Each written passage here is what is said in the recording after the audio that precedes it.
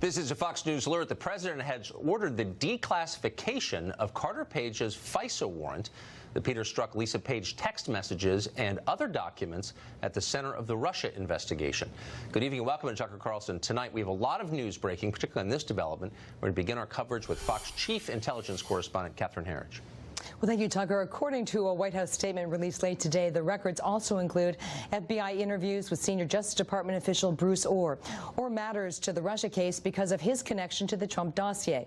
After the former British spy behind the dossier was fired by the FBI in November 2016, documents show that the spy, Christopher Steele, maintained contact with the FBI and other government officials by using Bruce Orr as a back channel.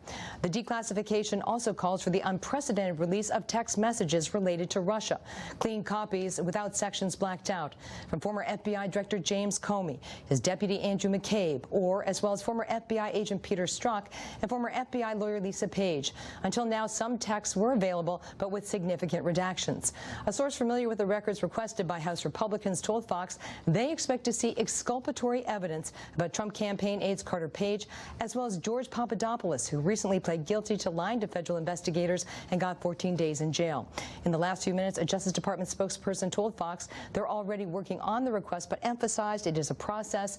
The House Intelligence Committee's ranking Democrat Adam Schiff called the president's move, quote, an abuse of power, not about transparency. Tucker. Catherine, when do you think we're likely to start to see these documents? Well, we haven't been in this situation before, but I spoke with one of my contacts this evening who said they believe that we could see some records as early as this week, so within days, and they believe the first records would probably be the FISA application renewal for Carter Page from 2017.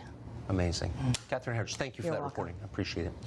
Lou Dobbs, of course, hosts Lou Dobbs Tonight on Fox Business, and he joins us tonight. Lou, there's a lot of news going on. We led with this story because these documents potentially tell us a lot about one of the great scandals in modern political history. What do you think we're likely to learn from this FISA application? I believe that we're going to get confirmation, first of all, of a lot that we have had at least an indication of, and that is rancid corruption throughout the upper reaches of the FBI.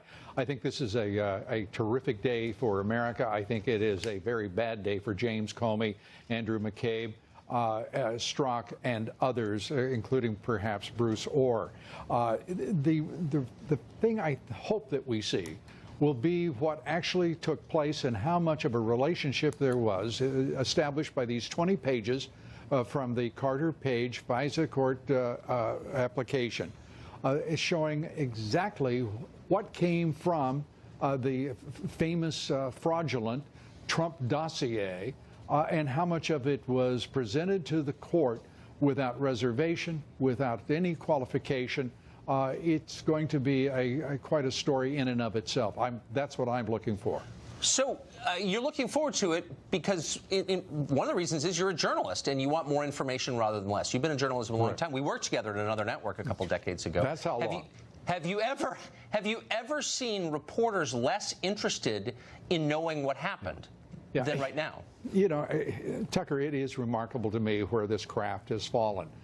We have news organizations that are simply absolutely bemoaning the president's decision tonight to declassify these documents. If all the people in this country, journalists, at least those who still repair to the tenets and the standards of the craft, that's what we want. We have an obligation to the public's right to know and let the chips fall where they may. And this president, to his credit, has done precisely that.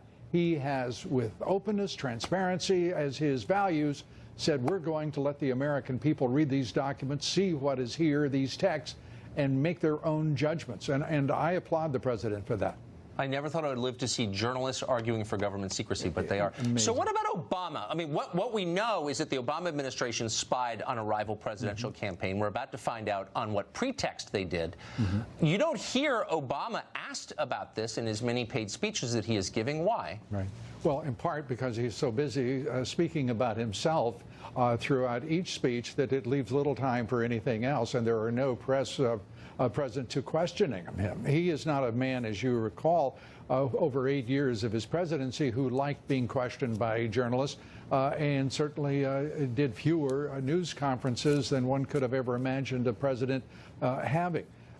The reason is that the press has an alignment, they've taken some sort of fealty oath that requires them to keep their mouths shut and pretend still that he is some sort of historic president who basically accomplished nothing in 8 years. They have to preserve that fiction.